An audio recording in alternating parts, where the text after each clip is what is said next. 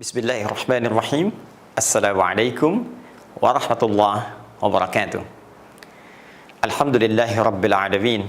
Wassalatu wassalamu ala rasulillahil karim Sayyidina Muhammadin wa ala alihi wa sahbihi wa dhurniyyatihi wa ummatihi ila yaumiddin wa ba'du. Saudara-saudariku, apa kabar?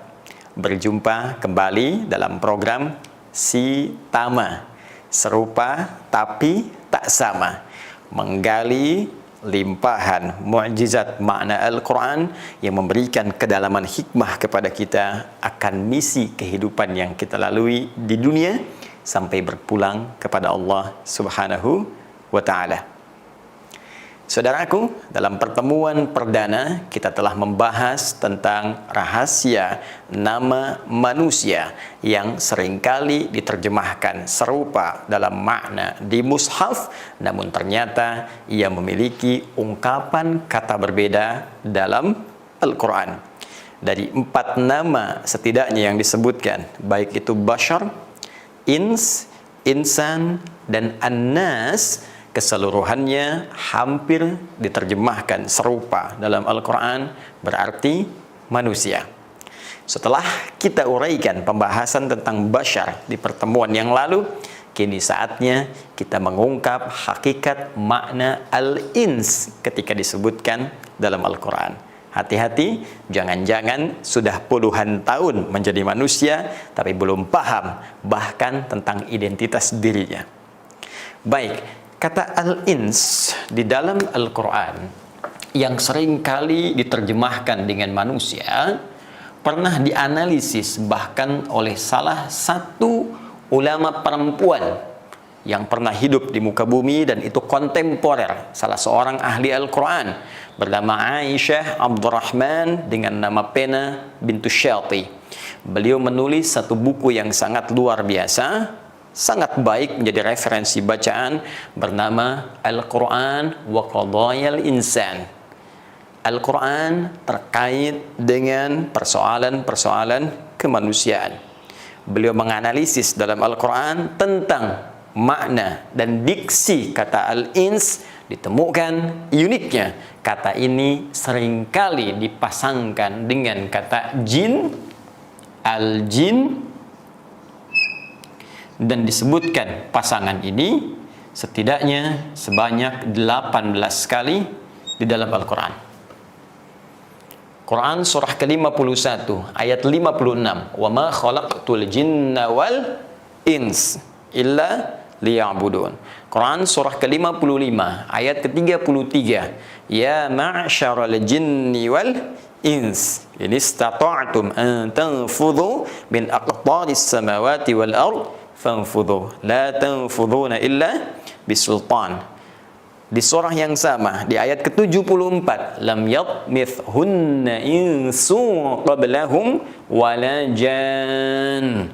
Selalu senantiasa bersanding, jika disebutkan ins muncul jinnya, jika disebutkan jin bersanding insnya. Lantas apa makna ins ketika disebutkan dalam diksi pilihan di firman Allah yang terangkum dalam Al-Quran itu? Baik, di sini saatnya coba kita gali, teman-teman sekalian. Ternyata pendalaman kebahasaan, dan ini penting untuk dikaji karena Al-Quran difirmankan oleh Allah dengan bahasa Arab, dan bahasa ini memiliki gramatikal yang sangat luar biasa, kaya makna dalam hikmah. Karena itu jika Anda ingin mengerti tentang Al-Quran, tentang konteksnya, tentang maknanya, tentang limpahan hikmahnya, maka di antara instrumen ilmu pengetahuannya adalah mengetahui kaidah-kaidah bahasa. Selain penjelasan-penjelasan yang diterangkan tentunya oleh Rasulullah Sallallahu Alaihi Wasallam yang dirangkum oleh para sahabat, diteruskan kepada tabi'in, disampaikan pada kita oleh para ulama. Al-ins dan al-jin, menariknya, dua kata yang memiliki makna paradoks atau berlawanan. Secara bahasa, ins bisa berarti sesuatu yang tampak, makna pertama. Sedangkan jin sesuatu yang tersembunyi. Kalau saya berikan teman-teman rumus cepat ya dalam bahasa Arab, setiap ada kalimat yang di dalamnya diawali dengan kata jim, kemudian nun, apapun huruf setelahnya, itu umumnya bermakna sesuatu yang tersembunyi. Contoh, janin, ya, janin. Kalau kita tuliskan jim, nun, ya, nun. Janin. Awalnya jim, kemudian nun. Kenapa janin disebut dengan janin? Karena ia tersembunyi, ya, tak nampak, berada dalam rahim ibunda yang tengah mengandung itu. Surga, ya, disebutkan diksinya dalam Al-Quran dengan kata jannah. Perhatikan baik-baik, jannatun, jim, nun, setelahnya tak marbutah. Kenapa jannah disebut dengan jannah, surga disampaikan dengan jannah? Karena sekarang belum tampak dalam pandangan kita. Jin disebut dengan jin karena memang sifat penciptaannya, dia diciptakan dalam keadaan yang tersembunyi, tak nampak dalam pandangan kita. Berbeda dengan manusia. Ketika dipasangkan dengan kalimat jin, maka diksi yang disampaikan oleh Allah menggunakan kata ins, yang diantara maknanya sesuatu yang tampak, terlihat sosoknya. Karena itu tidak ditemukan ada bayi terlahir, tangisan terdengar, tapi wujudnya nggak ada. Tapi dicari, wujudnya nggak ada, itu mustahil. Pasti terlihat, pasti tampak, ada wujudnya. Maka sebagian ulama kemudian menyampaikan satu pendalaman yang sangat luar biasa, memberikan kesan bahwa fitrah manusia itu pasti akan tampak dalam kehidupannya, terlihat, muncul. Nah, sebaliknya jin tidak tampak, tersembunyi. Nah, makna terbaliknya, jika ada jin di sini melakukan penampakan misalnya, ini menunjukkan jin sedang keluar dari fitrahnya. Ini menunjukkan jin sedang punya masalah. Ya, jadi jin menampakkan saja itu sudah bermasalah, apalagi manusia yang cari-cari penampakan jin. Pun demikian sebaliknya, manusia itu biasa tampak. Ya, keluar rumah tampak, masuk rumah tampak, datang ke kantor terlihat, keluar kantor terlihat.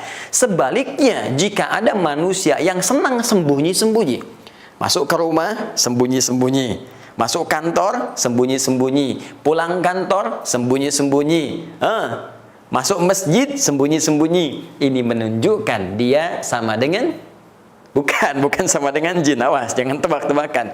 Sama dengan sedang keluar dari fitrahnya. Secara singkat, dia sedang punya persoalan. Satu. Baik. Dua, kita bahas kebahasannya dulu, teman-teman sekalian. Dua, ins itu bisa berarti sosok yang lembut. Dari kata al-anas, anisah, al-uns, sesuatu yang lembut, ramah. Lembut, ramah, baik. Sebaliknya jin punya bawaan makna yang kasar, sulit diatur, urakan, kasar. Karena itu tidak pernah kita mendengar misalnya ada jin melakukan penampakan tiba-tiba menjadi lembut. Dia mengatakan misalnya, permisi Ustaz, bolehkah saya ikut ta'lim? Mustahil. Jin fitrahnya tidak ada kelembutan. Karena itu sekalipun ia masuk ke dalam tubuh seorang manusia, pasti tidak akan berubah menjadi lembut. Kalau tidak mengacau dengan tindakannya, mungkin dia akan meracau dengan kata-katanya.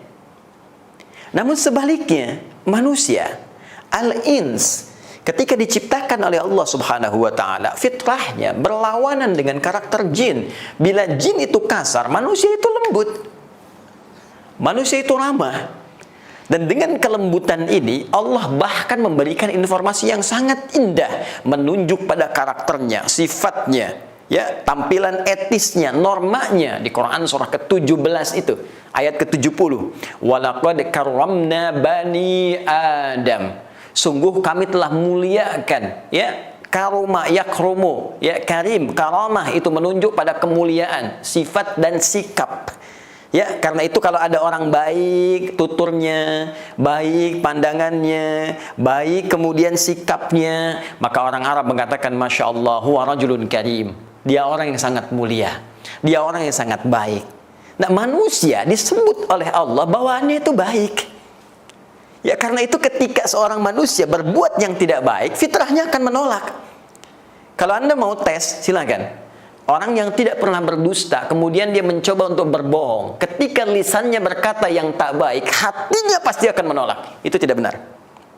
Ya, pun demikian, ketika lisan berkata kasar, padahal sebelumnya Anda tidak terbiasa mengucapkannya, tak punya kosakata yang buruk itu, begitu lisan mengucapkan, hatinya pasti akan mengingkari. Kenapa? Karena fitrah manusia jauh dari kekasaran.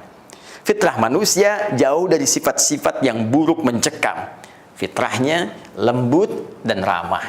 Karena itulah penting kita kembali pada pedoman Al-Quran. Ketika mengajarkan bagaimana kita bersikap, maka Allah membimbing kita dan mencegah dari hal-hal yang bisa mengeluarkan kita dari fitrah kemanusiaan. Contoh, Quran surah ke-49 ayat 11-12 itu. Bagaimana Allah meminta kita menjaga lisan supaya tetap dalam keramahan, kebaikan, kelembutan itu. Ya ayyuhalladzina amanu. Hei orang-orang yang telah menyatakan dirinya beriman kepada Allah Subhanahu wa taala, la yashar qaumin qaum. Jangan saling mencela. Karena mencela itu kasar. Mencela itu buruk, ya. Sebetulnya cukup jadi manusia saja lembut. Jadi kalau ada orang yang terbiasa mencela, kata-katanya kasar, jorok, maka patut dipertanyakan kemanusiaannya. Apalagi kemudian dia mengaku beriman. Ya, la yaghtab ba'dukum ba'dha. Jangan gibah, jangan gosipkan orang.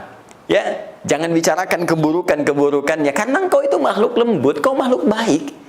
Kalau ada kegiatan yang spesifik hanya menyoal orang lain, ini menunjukkan ada fitrah kemanusiaan yang sedang bergeser dari relnya. Apalagi jika itu dilakukan oleh insan yang beriman. Baik, ini baru dari segi pengertian bahasa yang tentunya tidak akan jauh dan keluar dari turunan-turunan petunjuk Al-Quran. Sekarang, mari kita lihat tentang turunan makna al-ins dalam paparan Al-Quran. Seperti apa esensi atau hikmah penamaan manusia dari sudut pandang Al-Quran, bukan sekedar dari tuturan atau uraian kebahasaan saja. Baik, teman-teman sekalian, jika kita gali penjelasan Al-Quran, maka setidaknya kalimat al-ins ini umumnya akan mengerucut pada satu pemaknaan terkait dengan misi utama manusia saat ia beraktivitas di bumi hingga kembali kepada Allah Subhanahu wa taala. Inilah esensi misinya. Hati-hati. Baik itu Anda yang menjadi seorang guru, Anda yang menjadi seorang pejabat, seorang pengusaha, seorang birokrat, diplomat, pedagang, apapun itu. Sepanjang Anda manusia, maka esensi semua passion, semua aktivitas kita itu akan mengerucut kepada misi yang akan dipertanggungjawabkan di hadapan Allah Subhanahu wa taala. Dan ketika Allah melekatkan esensi misi kita ini, disebutkanlah nama ins dalam paparan dimaksud. Quran surah ke-51 ayat ke-56. Paling kanan agak ke atas sedikit di mushaf. Perhatikan kalimatnya. Wa ma khalaqtul jinna wal ins illa liya'budun. Dan tidaklah aku ciptakan jin dan manusia. Sekarang kita biarkan dulu jinnya, kita fokus pada manusianya. Ingat kalimatnya ins. Wa ma khalaqtul jinna wal ins. Dan tidaklah aku ciptakan jin dan manusia itu. Perhatikan baik-baik. Saya berikan rumus sebentar. Kalau ada satu kalimat, misal, saya hapus dulu. Ada kalimat dalam bahasa Arab dibuka dengan kata ma, seperti ini. Maka kalimat setelahnya, itu maknanya nafi. Ditolak, ditepikan, ditinggalkan, ditanggalkan. Baik, kita ambil contoh. Langsung ke ayat Al-Quran tadi. Wa ma khalaqtul jinna wal insa. Wa ma khalaqtul jinna wal ins. Kan? Seperti ini. Kita hapus dulu yang ini. Wa ma khalaqtul jinna wal ins. Fokus. Dan tidaklah, ya, aku ciptakan. Tuh, langsung menggunakan kata aku berbentuk tunggal dalam proses penciptaan. Ya, aku seakan ingin menegaskan tidak ada yang bisa mencipta jin juga manusia kecuali hanya Allah. Karena itu sifatnya ketunggal, menunjuk kepada keesaan Allah Subhanahu wa taala. Fokus baik-baik. Kalau kalimatnya begini, dan tidaklah aku ciptakan jin dan manusia, sampai di sini saja, maka jin dan manusia tidak akan ada. Ya. Ingat, ma huruf nafi, meniadakan, meninggalkan, menanggalkan, ya, menepikan, tidak ada. Nah, kalau dari sini kita akan menetapkan satu, menafikan yang lain, ini hilangkan semua, tetapkan yang satu, maka tambahkan illa setelahnya, ditasbit atau isbat. Illa ini. Fokus. Wa ma khalaqtul jinna wal ins, dan tidaklah aku ciptakan jin dan manusia illa kecuali. Kalau ada kecuali, berarti ini semua ditepikan kecuali menunjuk pada yang ini saja. Nah, setelah kecuali ini, apa keterangannya? Pakai lam ternyata. Li, Allahu akbar, indah sekali. Ya buduni. Liya'buduni. Kalau menunjuk kepada objek lagi, benda lagi, makhluk lagi, maka yang ditafsirkannya, yang ditetapkannya langsung makhluknya. Contoh, wa ma khalaqtul jinna wal ins illa Adam misalnya, disebutkan makhluknya. Tidaklah aku ciptakan jin dan manusia itu kecuali hanya Adam saja. Artinya jin nggak ada, manusia lain nggak ada kecuali Adam. Jelas? Tapi kalau menggunakan lam, li, dan setelahnya kata kerja, maka ini menunjuk pada satu tujuan, penetapan sebuah tujuan. Ya.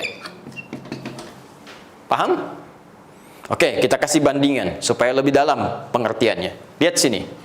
Ma nafi itu sama juga dengan la nafi. La. Jadi kalau hurufnya sama-sama menepikan, menyediakan, ya. Hurufnya sama-sama menepikan, meniadakan, bisa menggunakan ma, bisa menggunakan la. Contoh pakai la. La ilaha. Ya, syahadat kita asyhadu an la ilaha. Ininya nafi. La ilaha, tidak ada Tuhan. Sama sekali nggak ada. Sampai sini artinya menafikan Tuhan. Paham nihilisme yang tertolak dengan sendirinya. Baik, kemudian setelah itu ada illa. Illa. Kita menafikan semua Tuhan, illa setelah la di sini ada illa. Illanya disebut tasbit atau isbat untuk menetapkan. Nggak ada Tuhan kecuali Allah. Kecuali Allah saja yang Tuhan, yang lain tidak. Jadi di sini bukan menunjuk pada tujuan, tapi penetapan bahwa Allah adalah satu-satunya Tuhan dan menolak yang lainnya dipertuhankan. Tapi kalau kalimat setelah illa ini menunjukkan kata kerja, apalagi diawali dengan lam harakat kasrah, maka ini kembali menunjuk makna awal tadi, tujuan. Makanya lam ya di sini bisa diartikan dengan ghayah, lam yang menunjuk pada tujuan sesuatu. Seakan-akan Allah ingin menyampaikan, tidaklah aku ciptakan jin dan manusia itu kecuali tujuan penciptaannya itu hanya ini. Jadi kalau manusia dan jin, atau kita saja sekarang sebagai manusia, setelah diciptakan tidak mengerjakan apa yang Allah firmankan di ayat ini, maka seakan-akan kita keluar dari jalur penciptaan itu. Kalau bahasa tegasnya, kayaknya nggak dianggap manusia gitu. Karena tujuan diciptakannya untuk ini, jadi kalau nggak ngerjakan, nggak dianggap. Jelas, diabaikan oleh Allah. Nah, sekarang apa tujuan penciptaannya itu? Esensinya apa? Sampai kita berpetualang di bumi, menjadi khalifah, saling menggantikan. Khalifah itu diantara maknanya saling menggantikan. Wa khalafa ba'duhum ba'dan i'adha'us shalah. Dan kami akan gantikan satu generasi dengan generasi yang lainnya. Kalau sudah ada umat yang lalai, maka datang umat yang lebih baik. Gantikan. Kita dengan keluarga saling menggantikan. Ayah meninggal, anak datang. Anak meninggal, cucu datang. Saling menggantikan, karena itu disebut dengan khalifah, salah satu maknanya. Nah, esensi kekhalifahan kita, apapun status, aktivitas kita, passion kita, mau pengajarkah, diplomatkah, birokratkah, dan tadi seperti kita ungkapkan, tetap esensinya ya'budun, supaya aktivitas itu menjadi ibadah. Ini intinya. Itu esensinya. Ya. Ibu yang sedang merawat anak, bagaimana caranya dalam merawat itu sebagai ibadah, tujuannya kepada Allah Subhanahu wa taala. Duhai teman-teman, Anda yang bekerja di birokrasi, sudahkah meniatkan pekerjaan Anda sebagai ibadah karena Allah? Di diplomasi, apakah tugas diplomasi Anda diniatkan sebagai ibadah karena Allah? Hei teman-teman yang berniaga, apakah sudah meniatkan niaga Anda untuk beribadah kepada Allah? Duhai juga kami para ustadz, apakah benar ceramahnya diniatkan karena Allah?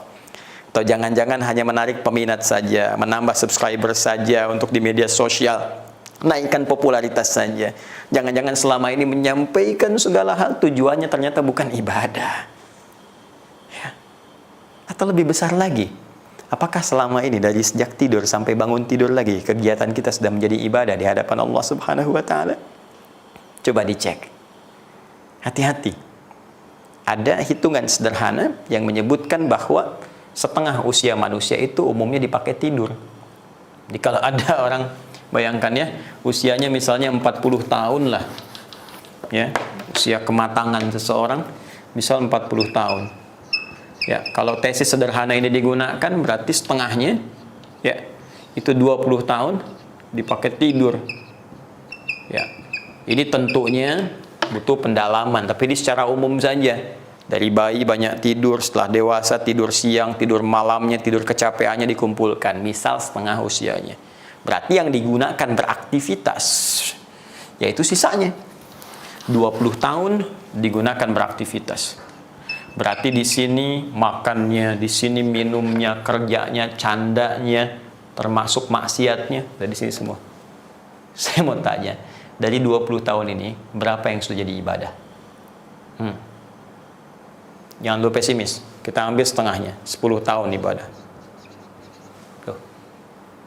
Baik, dari yang ibadah ini 10 tahun, mungkin sholatnya kita hitung, puasanya, zakatnya, ada hajinya, umrahnya, sudah pasti diterima. Sedangkan syarat diterima ibadah ada keikhlasan. Wa ma umiru illa liya'budullaha mukhlishina lahuddin.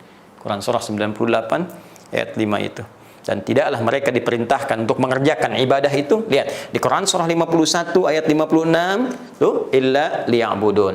Di Quran surah ke-98 ayat 5, wa ma umiru illa li-nya muncul lagi. Liya'budullaha, ni-nya langsung diserahkan ke Allah. Dan tidaklah mereka diperintahkan untuk beraktivitas kecuali menjadikan aktivitasnya sebagai ibadah karena Allah, mukhlishina lahuddin, dan berusaha ikhlas menunaikannya. Pertanyaannya, dari 10 tahun beribadah, berapa tahun yang ikhlas? Boleh jadi sedang sholatnya ria karena ingin dilihat orang. Tarawehnya kemarin pengen tampak orang lain. Baca Qurannya pengen terdengar orang, pengen terupdate statusnya. Bahkan doanya pun pengen diaminkan di Facebook. Aminkan ya. Yang suka like ya. Coba berapa? Dari sekian ibadah kita yang ikhlas berapa? Ambil setengahnya bisa. Ambil 5 tahun. Jadi orang yang berusia 40 tahun, misi produktifnya, ibadah yang berpeluang besar dibawa ke hadapan Allah dengan keadaan lapang itu cuma 5 tahun. Sekarang dosanya berapa tahun? Maksiatnya berapa tahun? Terus semudah itu Anda ingin mengatakan, saya pengen ke surga. Kita akan dihisab, teman-teman sekalian. Akan dihisab. Karena itu ketika Allah berbicara tentang hisab itu dan menantang kita, kalau nggak punya bekal, ya, Anda pengen lari dari hisab, silahkan tembus langit, tembus bumi. Buka Quran surah ke-55, ayat 33 itu. Ya ma'syaral jinni wal ins. Hai semua kalangan jin dan manusia. Ya, ins kalimat yang digunakan. In istata'tum an tanfudhu min aqtaris samawati wal ardi fanfudhu. Kalau kamu punya kemampuan sekarang saat dihisab ini, silahkan tembus langit, keluar, lari dari sini. Ya, tembus kedalaman bumi, silahkan tembus. La tanfudhuna illa bisultan. Kamu nggak akan mungkin keluar dari sini kecuali kalau mampu. Ini kalimat retoris, nggak usah dijawab. Nggak akan mampu. Nggak akan mampu. Ya, sama dengan ada orang besar gini, dia datang ke anak TK, kalau kalian berani lawan saya, ayo lawan saya. Ya, kalau kalian mampu, nggak akan mampu. Nah, ini permisalan, dan laisa kamitslihi syai', nggak bisa dikisahkan, nggak bisa dilukiskan saat situasi itu. Tapi Allah menantang kita, disebutkan kalimatnya ins. Kalau emang merasa kamu hebat, sampai kamu nggak ibadah, kamu kumpulkan uang sebanyak-banyaknya, itu hanya untuk pamer saja, pamer rumah, pamer kendaraan, pamer jabatan.